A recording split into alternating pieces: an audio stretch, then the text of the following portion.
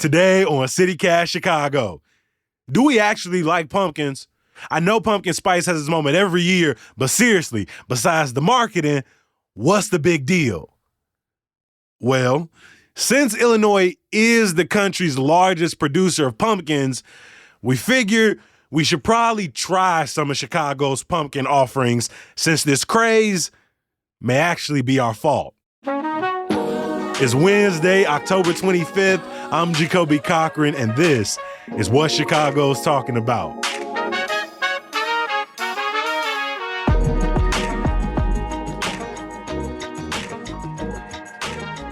I'm back with our one and only lead producer, Simone Alicea, and we're going to be reviewing some of these seasonal treats and learning a little bit about pumpkins along the way.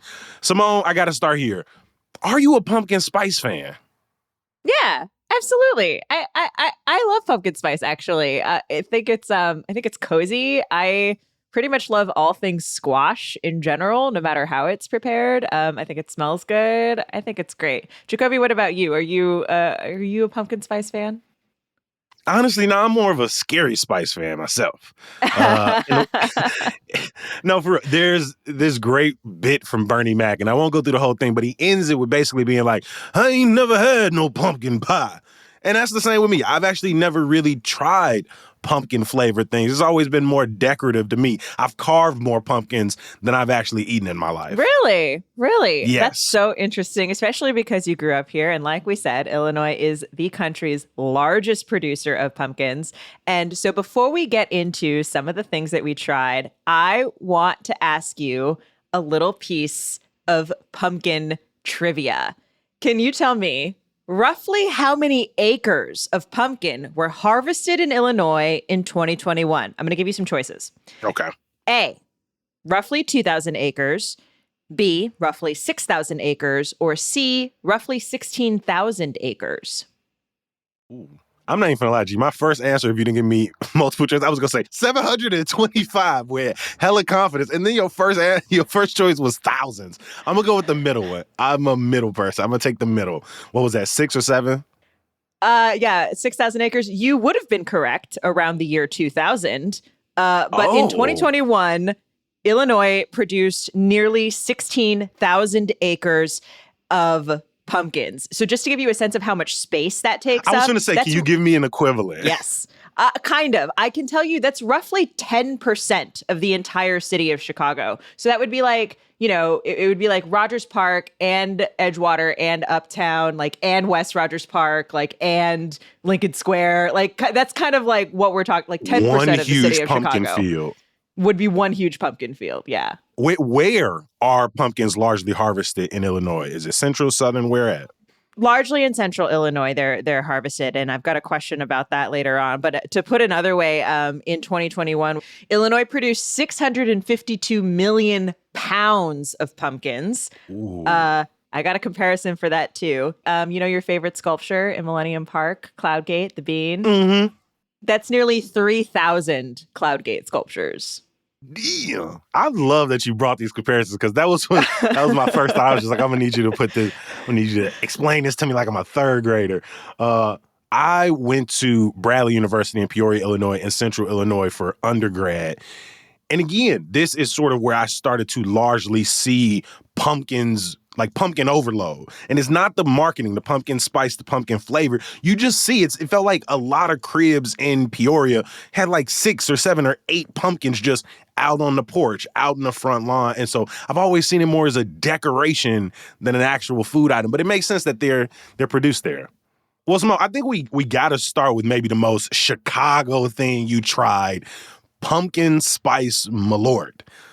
Yeah, I'm gonna let that soak in for people. Pumpkin spice malort. If y'all remember, we did a whole malort episode, and we didn't all have nice things to say about it. Me least of all. I had maybe the least nice things to say about malort. Two of your stories involved throwing up. Yeah. So, Simone, where can people find it? And did you throw up? Okay, just a spoiler alert, I did not throw up. So we're already ahead on that front. You can only find the pumpkin spice malort through the end of October, so you got to get in this week. Really, you can get shots at CH Distillery, where Jepson's makes malort, and that is in West Loop. It is a it was one of these things where like we walked in and there was another couple sitting next to us, and was like shot of pumpkin spice malort, and they were like, I am really curious to hear. We just had this, like, I'm excited to see your reaction. And they were like, have you had malort before? And we were talking about that, and I was like, well, did you like the pumpkin spice malort? How did you find it? Was it better or worse than regular malort? And they said, you know what? It's funny because when we got it, we asked the couple sitting next to us the same question before you got chain here. reaction. So it was this like really kind of beautiful communal moment of we're all trying to try this pumpkin spice malort out here. How is it going to treat us? Overall, I actually think it improves malort significantly. I think it improves the taste. Way more than I thought it would. I didn't think these flavors would go together, especially when you think of like sweet kind of pumpkin with that like grapefruity gasoline nonsense. Like, but it's actually the spice part of the pumpkin spice that I think works really well. It goes down a lot easier. That said, you still get that burn, that aftertaste that just sits there. I will admit, I did not drink the whole shot. Given my past experience with malort, I don't know if it would have been different if I drank the whole shot. But my date drank the rest of it. Did not go to waste. I paired it with a toasted rice lager. Though I think it would be really good if you ever had like a cream ale, like like something with horchata. Like I feel like that would be I feel like that could really slap. So I was surprised. I was pleasantly surprised. So yeah, I think a nice, fun seasonal offering. If you've already pranked your friends with regular malort, maybe give this a shot. I do agree. I feel like a cocktail where rum chata and pumpkin spice malort were two of the components might slap. For some reason, I feel like that might work together. If anyone wants to give that a try, let us know, because I'm not going to do it.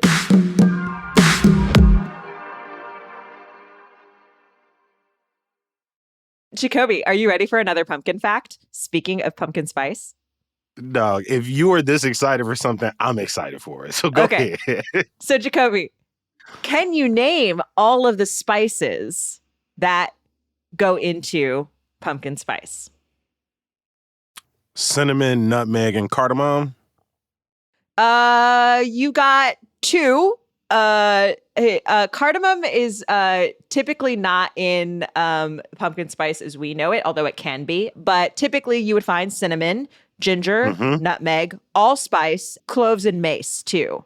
This all comes, as no one will be shocked, this is all the product of colonialism. The Dutch had colonized the Spice Islands in what is now Indonesia. The Brits, obviously were in the Caribbean, which is where allspice comes from. And then when the Brits came to the Americas and found pumpkins, which are indigenous to the Americas, they added those spices plus sugar and cream to create kind of that sweet pumpkin that we know today. So it's sort of that particular flavor of pumpkin and pumpkin spice is a product of colonization.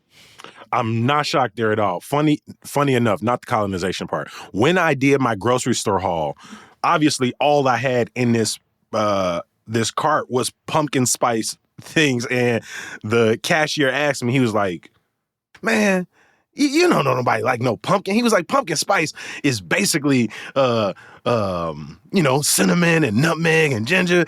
Pumpkin by itself is nasty. So you need all them spices really to prop it up." I don't know about that. You can before the Brits came, it was you would use like chiles to spice it into a savory dish. And you can still kind of find that if you like in Mexican food, you can find maybe not specifically with pumpkin, but you can definitely find it with other types of squashes. And you definitely see like pepitas, right? Or pumpkin seeds that are spiced with chile and lime and salt and that kind of thing. So you mentioned that you went to the grocery store, picked up, we've all seen these like orange menaces of pumpkin spice. What's the spread that you got here? What did you get, Jacoby? Because I'm a little worried for you. I have been avoiding the pumpkin spice aisle or section in the grocery store for the last 6 weeks. But like you said, we wanted to dive in. And so I've got a spread in front of me. I've got a pumpkin spice latte and pumpkin old-fashioned donut from Stan's. And then from Trader Joe's, I've got pumpkin spice pretzels, pumpkin spice cookies, pumpkin spice cereal bar, pumpkin spice pumpkin seeds, and a pumpkin muffin and some pumpkin soup. So I went all in. I grabbed a little bit of everything, but I'm going to start with Stan's. Because similar to how you described Jepson's and Malort, I do not like coffee. I've never finished a cup of coffee in my life. Anytime I've taken a sip of it, I've not enjoyed it. But if you've noticed throughout this conversation, I've been sipping on this thing. Mm-hmm. I'm not gonna lie. Pumpkin spice latte, I get it. I see why people go crazy You for see it. the light? You get it? But I do enjoy it. I'm not gonna get it a bunch because the aftertaste of coffee and how it's gonna feel in my stomach in a while is probably not gonna be great. But I will say it's the best tasting coffee I've had to this point. Obviously, very limited sample size, but the best I've had to this point. And it's worth noting, too, that on the website at chicago.citycast.fm, our newsletter editor, Sydney Madden, has compiled a list of spots where you can get pumpkin flavored drinks and fall flavored drinks that are not Starbucks. So if you want to skip the Starbucks PSL and go for something local, we got a list that you can find on our website. The pumpkin spice old-fashioned donut is great. It's just sugar and sugar glaze. And so the pumpkin flavor is very low. The spices are kind of the star of the donut. I'm going to try this muffin next. We got lots of good eating mouth sounds for you listeners. We know how much you love those. The muffin is giving ginger. It's heavy on the ginger. And I'm not liking it as much as the donut. We're going to try the cereal bar.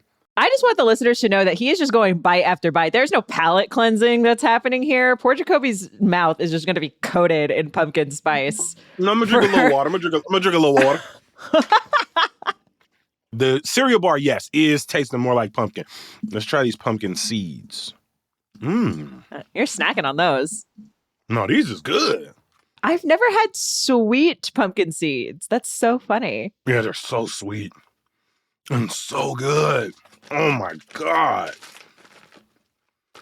I'm not gonna lie, I didn't expect this. This was towards the bottom of my list from expectation point. And now I'm gonna do the soup. Let's just take one little thing of the soup. I should get some water before this one. Yeah, you should. No on the soup. That's a big no on the soup. Oh no, that's a big no. All right, let's do this. From the bottom.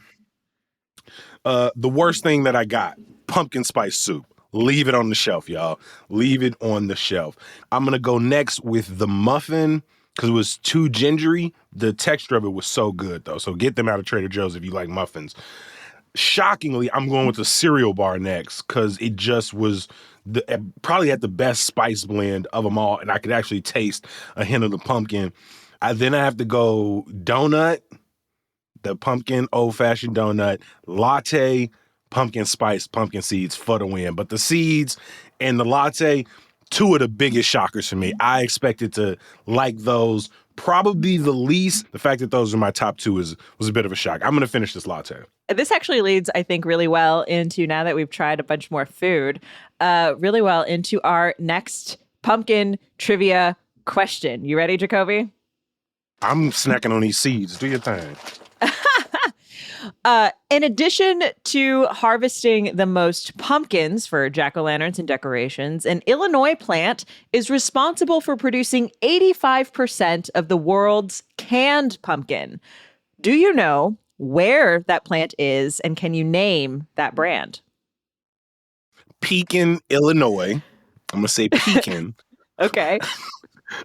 This is a complete inside joke, only for my Bradley people. So Pekin, Illinois, and no, I don't know the brand.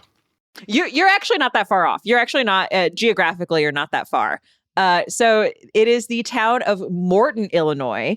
You have to pass Morton to go to get to Bradley. Come on, Morton. I see y'all. Yes. So it's Morton, Illinois, and the brand is Libby's. Libby's canned pumpkin, which is the classic canned pumpkin that you will see in the grocery store. Libby's is now owned by Nestle, but they started as a canned meat company in Chicago. And then in the 1920s, they brought canning pumpkin into the fold. And it's actually the Libby's pumpkin pie recipe that was printed on the back of its can starting in 1929. That's kind of been the quintessential pumpkin pie recipe. It's sort of credited with rocketing pumpkin pie into American kitchens for the holidays because you didn't have to spend hours grinding pumpkin, right? Smashing it up and carving that pumpkin out. And it became an easy thing for anybody in the kitchen to prepare. So my hot take, if I could make one, I almost kind of think like, between the fact that we're producing so many pumpkins and then like the pumpkin pie flavor that is sort of the quintessential pumpkin pie that we know and love was created by a Chicago company, I kind of wonder if like we should be blamed for the pumpkin spice craze. Like, is this our fault? Like, did we do this? That's a really good point. And it doesn't feel, after learning all this trivia, right, it doesn't feel like we trying to take credit for something that's not really ours, right? No, we really aren't. We really aren't. No. But I don't know. I'm just connecting some dots here. And I just wonder, like, if Libby's hadn't printed that recipe and created the quintessential pumpkin pie recipe, would we have pumpkin spice as we know it today, like as a flavor in lattes and cookies, etc.? Do you think? That's a good question. I guess I'm going to counter with a question. Do we have a sense of when the pumpkin spice craze took off? Like when this picked up, when it just became the produce of the month? Actually, pumpkins for a long time were associated with like the Thanksgiving holiday, pretty much since the inception of the concept of Thanksgiving, particularly in the 19th century, when that became, Abraham Lincoln declared it a national holiday. So also an Illinois president, we can mark that one on for Illinois too. Come on. It's our fault, y'all. But pumpkin spice kind of as its own flavor. I was reading kind of different accounts, but a lot of it was like a Starbucks thing. Like the last, I think it's the 20-year anniversary of the Starbucks pumpkin spice latte. As far as creating the pumpkin spice as a sort of pop culture phenomenon and a trend and this holiday thing that everyone expects every year outside of pumpkin pie, right? Outside of the table, I think that's when it kind of became this like commercialized thing. So that is a very, very recent development. So Chicago doesn't take credit for the pumpkin spice latte, for sure, I think. But I don't know. There's some other of the craze. There's some other stuff happening here that has strong Chicago. I don't know. I just food for thought, Obviously, you got the traditional pumpkin pie. Shout out to Libby's. But Simone, you tried a twist out at Bang Bang Pie in Logan Square. How was that one? Yeah, so Bang Bang Pie in Logan Square, again, shout out to our newsletter, Hey Chicago, for putting me onto this, because the minute I saw this in the newsletter, I was like, I have to try it. So Bang Bang Pie has a pumpkin goat cheese cheesecake. And it was delicious, Jacoby. I have nothing else to say about it. It was absolutely delicious. You're making a face right now. I don't understand why you're making this face. All three of those things are just beautiful, wonderful things. If you don't like goat cheese, I can't help you. Like you're wrong. I'm sorry. Like it's so good. It's so good. And it makes the cheesecake so rich. They also, on top, in addition to the pumpkin, right, which is kind of swirled in, they have these like candied pumpkin seeds and like cranberries. Just a delight. Probably the best pumpkin thing I'll taste all season. And Jacoby, you came into this conversation a pumpkin and pumpkin spice skeptic. I was. How are you feeling about it now? I lead this conversation putting more respect on pumpkin's name, right? Whether or not the pumpkin spice craze is in a dip, it'll come back. You think Halloween, you think of a pumpkin, right? You think Thanksgiving, like it's a part of this season in a different kind of way. And because of the many different ways that it's being used in food, in celebration, I think we have to put a lot more respect on the pumpkin. I don't know if it has like year-round applicability for me, but I respect its domination over the late August through mid-November season a lot more now. Shout out to lead producer Simone Alisaya. Again, another shout out to our newsletter editor, Sydney Madden, for helping to inspire this conversation. I'm glad I did the haul, and I'm glad we sat down to talk about it, my friend. Thanks, Jacoby.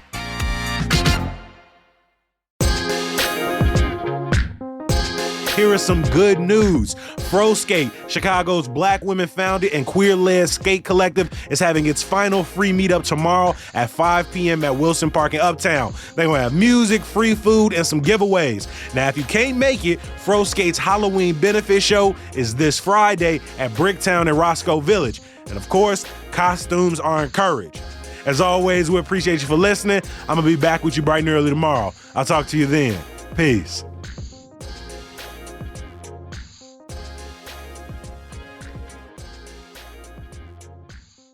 I'm not doing pumpkin spice malort, though. I'm glad you did that one for the team. I'm glad you took that lick for the rest of us. Oh, I spilled some muffin. Are you still eating those seeds? Are you still eating seeds? Dog, I'm racking this bag today.